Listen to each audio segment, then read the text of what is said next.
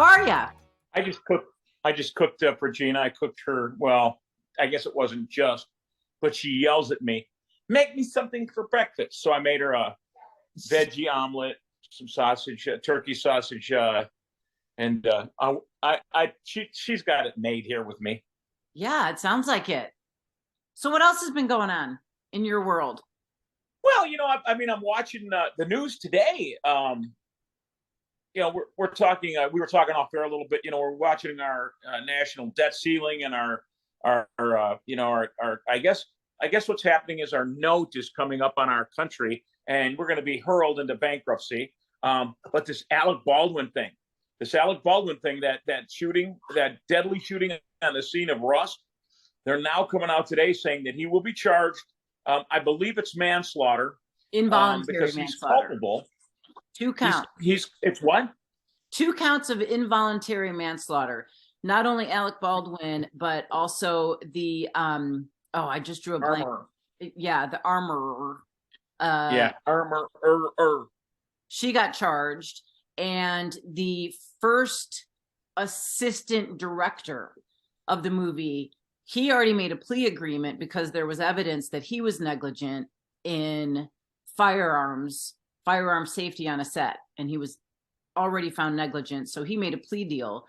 Alec Baldwin is going to fight this tooth and nail. He said he is 1,000% not responsible for the death of the cinematographer. He also said he didn't pull the trigger, who did? Well, now, Billy? right? Because they've come out and they've got conclusive, that's the word they used, evidence that the trigger was pulled. Well, of course it was. Guns don't fire themselves. Well, he said because from what I understood, this was during rehearsal. And during rehearsal, you're supposed to have cold guns. So not even the fake ammo that is in there that they use on Hollywood sets. So this was a rehearsal. It's supposed to be a cold gun. Somebody even announced, I think it was that first director, that cold gun on the set.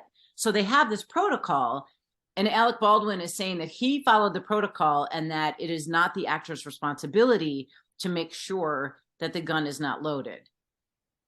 Other people are now the prosecutor in New Mexico kind of he doesn't agree with that, because, and this is where listen, this is turned into a whole deal between left and right, because what did Alec Baldwin do that drove everybody on the right crazy? He portrayed Donald Trump on Saturday Night Live to no end. He hates Donald Trump. And now when this happened, people are like, well, this is what you get. Me, I don't buy into that. I'm not an Alec Baldwin fan, but I feel bad for the guy, because let's face it, nobody on that set decided to go shoot somebody and kill someone. However, what they're saying in New Mexico is, and they're very hard on this point. If a gun gets handed to you and it's in your hands, it is up to you as to the safety of what's in that chamber and what you're firing. And you know how many millions of times people do this in Hollywood? How live ammunition got on set, I think, is the question. I think the armorer is in big trouble here. And it would seem to me that the armorer, by the way, is suing the company that brought the guns on the set in the first place, saying that there should have been no live ammo whatsoever. And so they're trying to figure out where the live ammo came from, because they're saying that they did not supply the gun with live ammo. So that's the thing. That's the thing. So how did live ammo get on the set, and who put it there? And what was their intent, which is what now they have to find. I mean, we'd all like to think everybody's innocent, but they've got to do their due diligence and figure out what the hell went on here. There's something that seems just a little off and a little nefarious about, again, how was live ammo even on the set? I agree that Alec Baldwin should have. I mean, do actors just become complacent and they're like, oh, okay, I have a gun, I'm rehearsing my scene? Do they just become complacent and not think that they have it's like, okay, whoa, I have to take this seriously. I have a gun.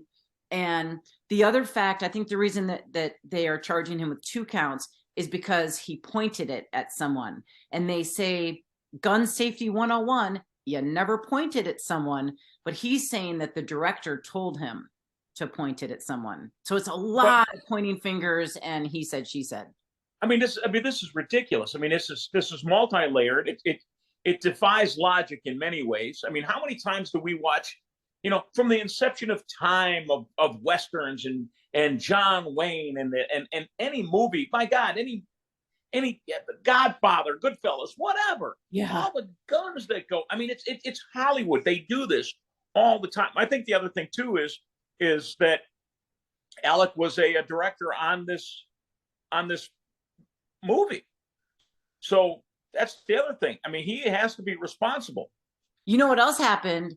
The night before, a bunch of people walked off the set because they said they were not following safety protocols.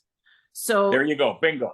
It sounds like somebody's got to be held accountable. I mean, this woman died. The cinematographer died, and then one of the directors got shot.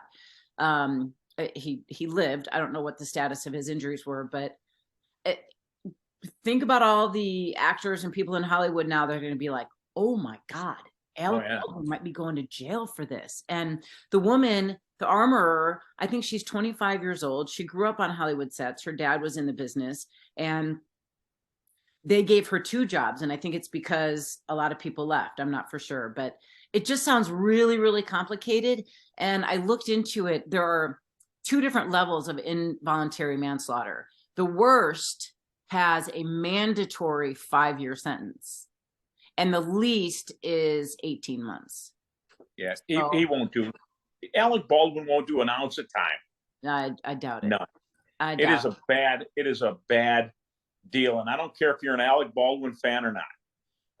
And again, like I said earlier, big political left and right component here because of him playing Trump, which I thought he did a really, really bad job of on Saturday Night Live, and it, and Trump hated it, and it's just like, why even respond? It's a bit. It's Saturday Night Live. Why Trump can't not respond? He can't not respond to something like that. It's not his DNA. But and it's just put the thumbs down. He could have stopped doing this on the good old tweeter deck. He might have been okay. But a tweeter. Yeah. Hey, so have you heard of ChatGPT? You know what? You were telling me about this. I was supposed to look it up and I didn't because something happened to me last night that was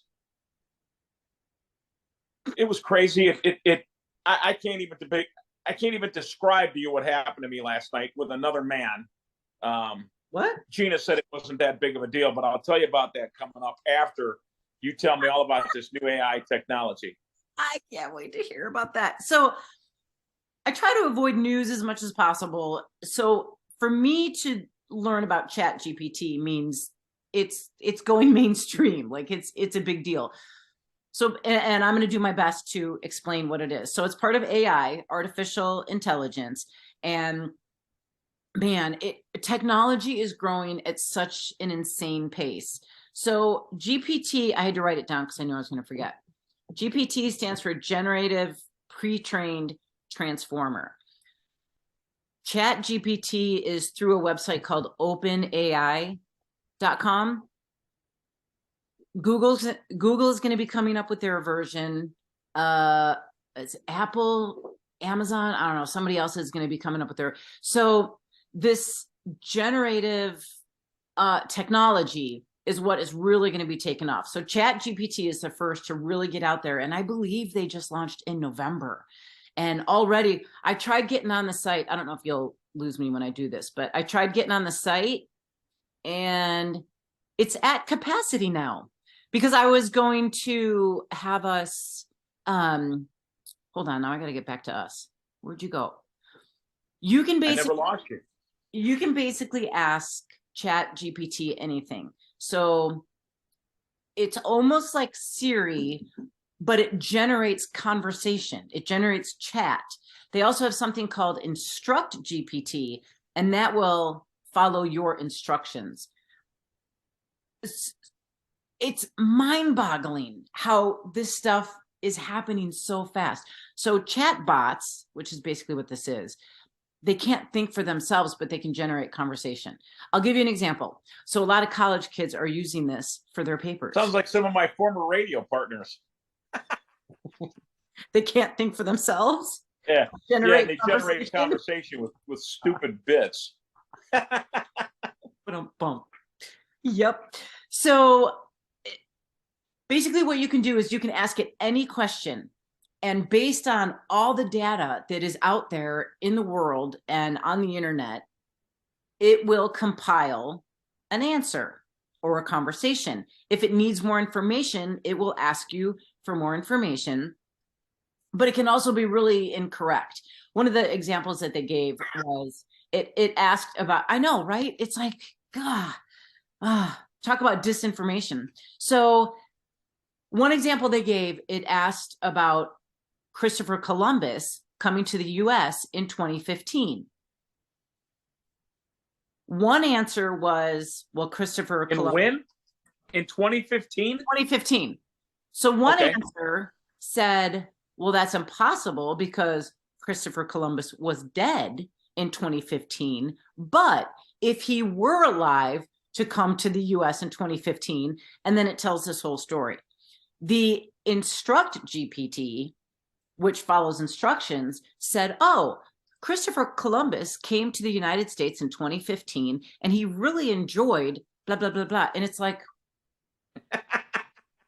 so it's inaccurate. Now I know that this is really early on in the technology. When did Christopher Columbus come to the New World? 1492. He sailed the seas of blue. Is that a song? No, that's just how I remembered it. I just remember 1492. I don't know. I remember. Anyway, put the statues back up in Chicago. Christopher Columbus was a great Italian. Italian, yeah. That was from an episode of Sopranos. What about Christopher Columbus statues? Yeah, because the kid in the Sopranos, the son comes home and he starts telling Tony that you know what they're teaching us in school, that Christopher Columbus was a bad man and he did this and he did that. And Tony smacks the kid in the face and he said, Christopher Columbus was a great Italian, and I'm going to come down and talk to your teacher. Don't you ever disrespect him in this house. Wow. Then he ate a cannoli. Something like that. I might be paraphrasing a little, taking a little, creative liberty, but that's the gist of it. Well, yeah, that's a whole debate, Christopher Columbus. Anyway, the whole point about this ChatGPT and these chatbots is at this point, they're still really inaccurate. They're giving incorrect information. Some are even saying, depending on what goes into these models and who provides the content, that these chatbots can be weaponized. Oh, I'm telling you, once we let this AI go, once this technology comes here and now our life turns into Transformers and your cool little Pontiac in the garage can turn into a robot, we're fucked. There ain't no coming back from that. And I want to tell you something. If you don't think that stuff's going on right now, yeah, people, really, I mean, the things that, and we're too busy looking at other shiny, stupid distractions in this country to really pay attention to what's going on. I mean, I prefer to live that way. It's one of the reasons I moved to Montana. I want to escape all this crap. I just don't, it's over my head, but then I also feel a responsibility to know a little bit about what's going on. And yeah, this generative technology, this AI, it just has the potential to be bad. In fact, I did see an example of this guy. He was like a hacker junior, and he wanted to learn how to create malware that can destroy your computers, hack into your computers. And he did it. He did it through the ChatGPT. He's like, please give me some malware that's going to allow me to blah, blah, blah. And it did it. It's writing college papers. So universities are already on it saying this website's going to be banned from campuses. So college campuses, they're at work trying to figure out how to just come up with different plans for learning. you know, maybe it was that AI that put those documents in Biden's garage next to the Corvette that they don't know how they got there. Maybe that's the excuse they can use. I don't know. I don't. You always find a way to turn it to politics. Always. I get amazed because I'm not as tied in as I should be. Because when I'm not doing a show and I'm on the air somewhere every week in some capacity, but it's amazing to me how we kind of have a two-tier media system into the way things get covered. Well, Joe Biden, that was a mistake. We don't know how it happened. They were out in the garage next to my Corvette. There's nothing to see here. We'll let our lawyers go through it. We'll get a hold of you. Okay. But now if it's the other guy, it's helicopters flying overhead and they're breaking into his house. And so I just don't get it. I mean, at what point are secret documents not supposed to be at home? The only thing I ever took from work, I think, was a pair of headphones. That was it. And I took them by mistake and I returned them. Oh. But it's just, the news cycle's weird. You got to pay attention. But it's funny. I'm seeing something going on here, with the whole media deal right now. And it's just because, and this comes out of the conversation of this bot thing AI thing you were talking about, is we can move and make things appear or let people know what we want them to think, see, feel, hear, whatever. But there's something going on here with this Joe Biden deal. And everybody at first thought, oh man, that's the Republicans doing that. They're trying to take him down. And I think it's from within his own party. I think they want him gone. And it's just an odd thing that's going on right now. And this country is in a really interesting place, and you got to pay attention to the news, Kathy, because you got to stay informed on this stuff, but there's so much of it. You can't keep up. Well, and I stopped watching mainstream media just because I know that and I'm so tired of people using conspiracy theorists. Like, that's done. That has to stop. There's just so much evidence coming out now that it's not conspiracy, and there's a lot of scientific evidence backing blah, blah, blah. But my big thing is it is so biased. It is so clear that it's biased. When you look at the amount of money that Big Pharma pays, all these networks, there is no way they're going to go against Big Pharma. That is their bread and butter. It's common sense. It's just common sense, people. You are not going to take away your bread and butter. Anyway. You know what I don't get? And I know where we're going with this, but we're not going to necessarily talk about it. Because we don't want this to get taken down. But for years, I worked with a person that said, I can't get, Walgreens would come in. I know they do this at your stations too. They'd come in and they'd say, "Hey Ray, could you do this on air for Walgreens? They're a big client, and they'll pay you $250 to take I'm the." Like, I don't, yeah. And I'm like, nah. And my partner at the time is like, I'm not doing that. Every time I do that, I get sick. I'm not doing that. But then all of a sudden, and I've got proof of that whole give and take. But then when the vid came around, the old Rona, oh, it was different. You got to do it.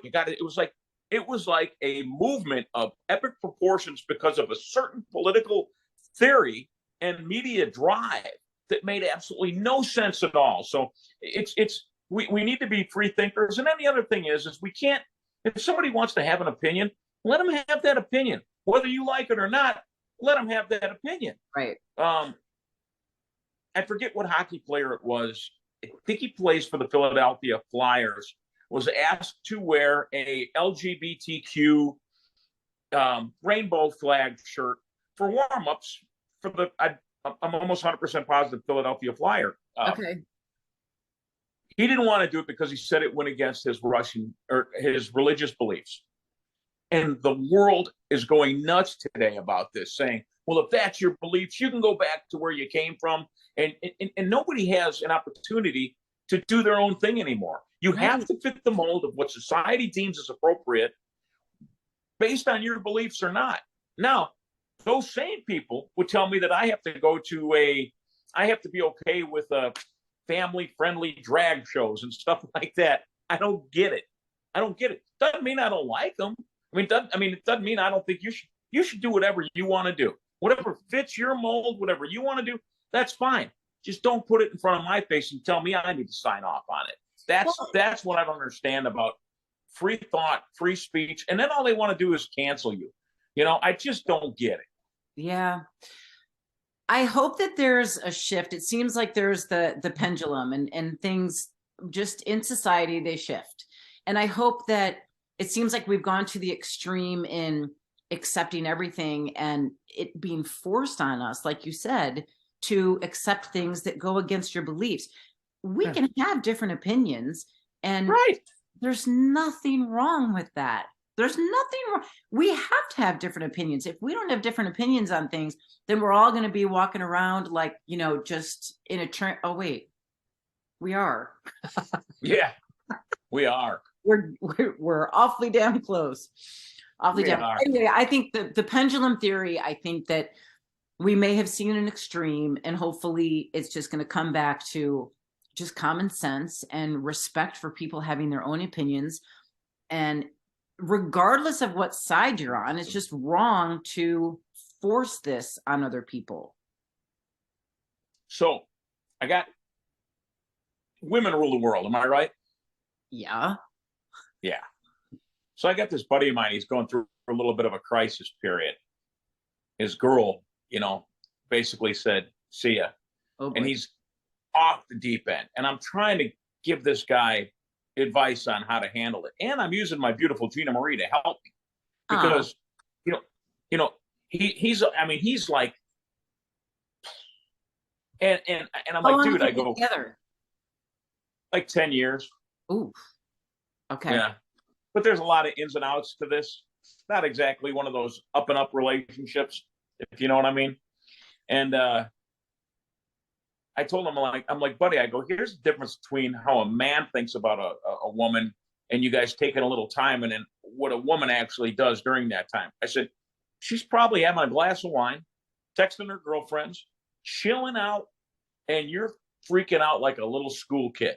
I'm like, you got to relax. And the guy won't listen to me. So, and this is what really got me last night. I've never had a man act like this, especially at our age. It's like, come on, man, we're not 16 anymore. It's not the end of the world. Yeah. Find power in yourself, right? Yeah. Get yourself right. That's therapy. That was definitely brought up. That was brought up. And then, but then he calls me back and he's like, I got to ask you a question. And I'm like, here we go again. He's like, where do you get your work done? And I go, what do you mean? Where do I get my work done? Like my car? Take it to Friendly Ford in Roselle. Your Botox? Come on, man. You know what I'm talking about. I go, I don't know what you're talking about. Where do I get my work done? He goes, you've had some work done. I said, like on my face? Yeah, everybody knows it.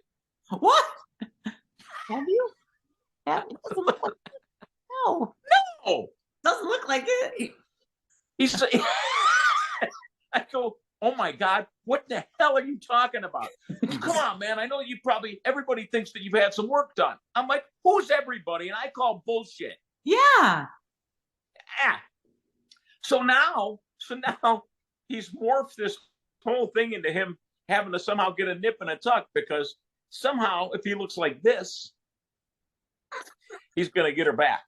Oh my gosh. Okay, so that seems like gender reversal there. It seems like the woman that is part of the breakup is like, oh, he wants me to look younger and I have to go get some work done. But it's a guy actually now? Wow. What does that say about our culture? I was dying. I was literally dying. I'm like, Gina, you're not going to believe this. Work done.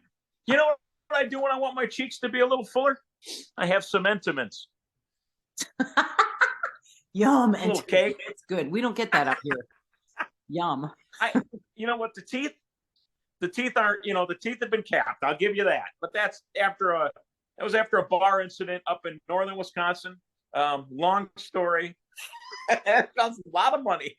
That sounds like a good story. How many teeth? Where do you get your work done? I'm like, oh my God. I said, buddy, I go, you have to understand, and I know Gina's this, my beautiful Gina is just this powerful little energy force with a little bit of God thrown in and a lot of drive and motivation. And man, when Gina wants to be left alone, you know what you do? Leave her alone. Yes, you go bye-bye. Let it go. Just need space. Go. Does he think that she's off like with some other guy? And oh yeah, yeah. I'm like, that's how guys work it. That's not. I go, what you're thinking in your head, you're morphing that into what she's doing, and she's not doing that. Yeah. Yeah. Oh my God. Let me tell you, one of the books that I did, I'm glad you're sitting down, in my Bible study. I do a Bible study. What? I know. So let me tell you real quick how that even came about. So I have some neighbors that are really, really cool. He's a pastor, and I really like the wife. She's just young, and I mean, because as soon as you hear Bible study, you have something in your mind, right? Your cheekbones look fine. And so she asked me to come to this weekly Bible study, and I'm like, oh. I said no. And you know me, I'm all about like I'm really growing in my faith, and the Jesus and all that. So I was like, that's a bit much for me. I said no, because I just imagined khakis and cardigans and sitting there with your Bible open, and that was not for me. It was so not like that. We read these different books that just happen to have some scripture worked into what you do. One of the books that we did was by somebody called Jennie, How to Stop the Spiral. We all go through spirals in our lives. Where I've been going through a spiral for 3 years. You get triggered, and this whole spiral. Oh, I'm useless. What am I going to do with my life? What the hell is my purpose? I had that moment just a few days ago, and so that whole Bible study was about stopping the spiral. But the point that I'm getting to with this, we did one called "Keep Your Love On." And it's a book by Danny Silk. A lot of people have heard about that book, The 5 Love Languages. Have you heard about that one, Gary Chapman? No. Oh, well, you haven't had. I don't know. How am I going to know this stuff? I'm a heathen man. Well, it's mostly recommended by counselors when you're going through marriage difficulties. When I got divorced, our counselor recommended that we go through that book, and it's 5 love languages. You need to figure out the love language of the person. But this book by Danny Silk, Keep Your Love On, this explains how to describe passive-aggressive people. Aggressive. Is that you? Oh, I'm the queen of being passive-aggressive. I didn't even know what it was until somebody said, you are so passive-aggressive. I'm like, what does that mean? And when they explained it, I'm like, oh, yeah, that's me. I used to hate that term. Oh, not so much anymore. But so this book explains what each one is and how to figure out, if you haven't figured out which one you are, and then how to live with the person that is passive-aggressive or passive or aggressive, and how you can live together and just through it all, keep your love on. Yeah. Work with each other. Anyway, that is the best. You'll have to send me the name of that. What's it called again? How to Keep Your Love On by Danny Silk. I know that sounds like a porn star, but because I'm gonna, I've sent him 80 different things that he needs to do, and of course, my big advice to any guy is when this happens is there's an old phrase, and it goes like this: when her high heels hit the floor, let her go. Oh, like let her walk out the door? There's an unspoken rule that every man must know. If you can't hold her, let her go. Ah, yeah, that's good. That's good. Yeah, it's actually a song. Is it Garth Brooks? That's not mine. Luke Combs? No, Mark Colley. Mark Colley. Oh, I think that's who it is. Yeah, it's a great song, and it's all about just giving somebody their personal space. And I'm probably haven't been the best about that in my life, but gosh, man, when me and this one, we get tired of each other, I go to Wisconsin and, she sells candles at shopsustainablegrace.com. Nice. Very good. I see that there's some new, I almost said flavors. There's some new scents of candles that she has at Shop Sustainable Grace. Yeah, there is at Sustainable Grace. There's the mandel. That was my idea. And I'm sure it smells really good. I mean, these candles smell really good. They do. And there's soybeans. And my buddies, good. All my dumb buddies are like, you need a candle that smells like gas and oil. And I'm like, no, I don't. I don't want to smell like shit. When you come into my garage, and like up north where my garage is, which it's like there's always 4 cases of beer on hand. There's whiskey, there's cigars, there's snowmobiles. We sit in there and we tell stories about how we used to be relevant and fun as men long time ago. And I don't want it to smell like a gym or a garage. I want it to be halfway decent. Yeah. I'm not a pig. So good for you. Guys are heathens. Well, here's the deal. I think you had it with space, but also grace. Space and grace. Yeah. Just give somebody grace. Like, we're not perfect and we have our moments. I have moments where the Chicago in me comes out, and my dad had quite a temper. So I got a little bit of that.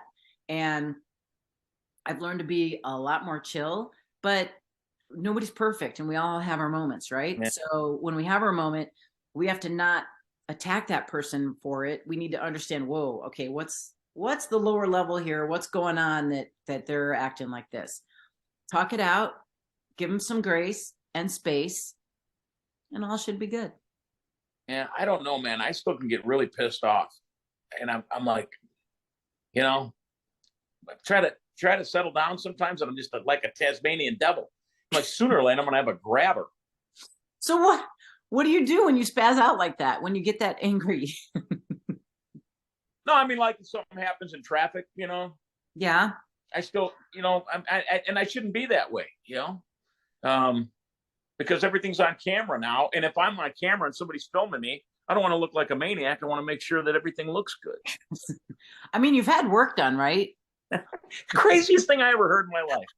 It's like, I told this guy, I go, buddy, I'm at a point in my life where I do not need bullshit. We're not young anymore. We're not, the games are over. You ought to know who you are by now. Yeah. And if you don't, get some help.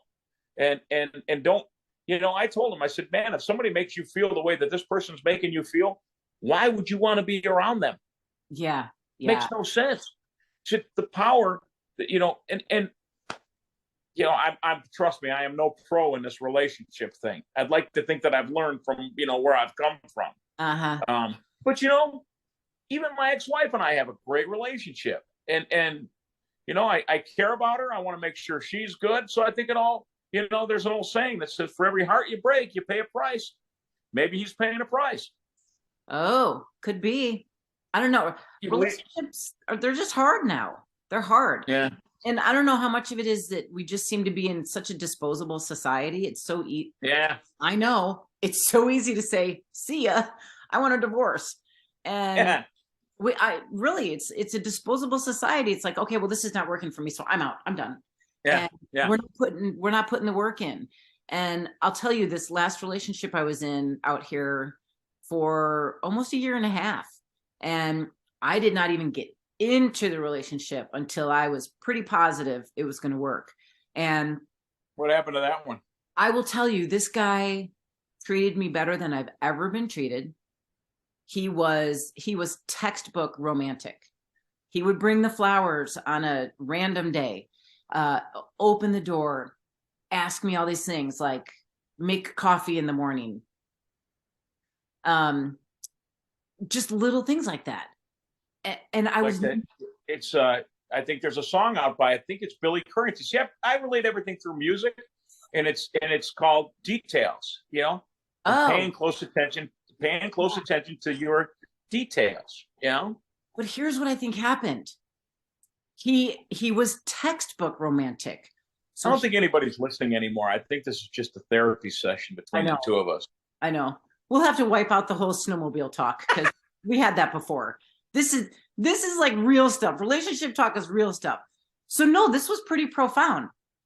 So it was like it took me a really long time to decide. And it was when I started compromising non-negotiables. So there were things, without going into detail, there were things where I just wasn't real pleased with certain behavior. And I would compromise what was a non-negotiable for me. And that's not okay. I've learned from past relationships, I have to stop doing that. So great guy. Like I said, I've never been treated better. We had so much fun together. But once I realized that there were just these really big things that we didn't see eye to eye on, it was going to cause trouble down the road. But he also, as a textbook romantic, he just looked at what he was supposed to do, what was in the book. Oh, this is what you're supposed to do. You're supposed to text her an hour after the date and say, I had, you know what I mean? Instead of like, what do I personally need as far as the romantic stuff? And we, you know, it would go both ways. So yeah, it was kind of sad, but the best thing that Gina, her best quality when it comes to like romance and all that kind of stuff is she never stops talking about her candles and business. So you know what? Or you never stop talking about it. What's that website again? She might be one of those AI bots you were talking about. I'm gonna have to make sure she doesn't have wires in her. She's a chatbot. I know, and we're kind of a chatbot now. So, all right. Well, it's always good to see you. You know, I love you. What's the name of that book again? There's the 5 love languages, which I think is really good. That's the one I want. You need to know what your love language is. My love language is words of affirmation. I need to be told I'm doing the right thing. I need to be told positive things. I'm all about positive reinforcement. One of the other love languages is touch. Most men, their love language is touch. Shocking. But that's me. Yeah. So, and it is most men that I know, it was touch. Anyway, so that's the 5 love languages, Gary Chapman. But the other one was Danny Silk, Keep Your Love On. And then the other book I talked about from my Bible study, which by the way, we sit around and we drink wine, and it's so not what I thought it was. It's just a group of women. Just so you know, Kathy's Jesus, I'm Cheez-Its. Those are good too. Although, no, they're not. They have a bunch of crap in them. But anyway, I digress. So yeah, and then the other book was Jennie Allen. I don't remember the name of it, but something about to keep from spiraling. I don't know. You can Google it. But all right, well, you look great. You don't need any work. And I'm gonna go get some work done. You don't need work done, or you mean work in your garage? No, work on my face. I'm gonna go get some filler, do my lips. You're fine. I had to go help my buddy out because I'm sure he's trying to call me while we're doing this. And I think it's time for me to feed Gina lunch, make lunch for her, because being the unemployed scumbag that I am, her love language would go up like this incrementally if I just got a job. That'd be nice. You and me both, buddy. You and me both. All right, baby. Well, it's good to see you. Have a good weekend out there in the mountains. You too. When are you going snowmobiling? Be safe. I'm going up with my little girl. Tomorrow when I ride with her, it's always safe. So it's next weekend, and that's when I'll be nervous, Dad. But all right, I'll be all right. All right. Well, have fun. All right, have fun out in the mountains and work on our karaoke song. Marie Osmond, you're Marie. Okay. I'm Dan Seals. The song is "Meet Me in Montana." That's what we're gonna do one day. Okay. You've heard me sing, right? Oh yeah. I could do Marie's part too if I need. Good. All right. Peace. Peace. Blessings, everybody.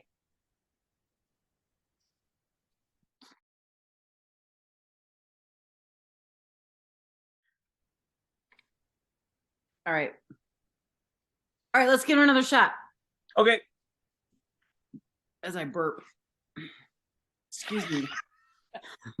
Hang on a second. My dog. I can see your crack. No, you can't. You might be able to see my back, but you can't see my crack. It was close. It was not, you weirdo. Close to the crack.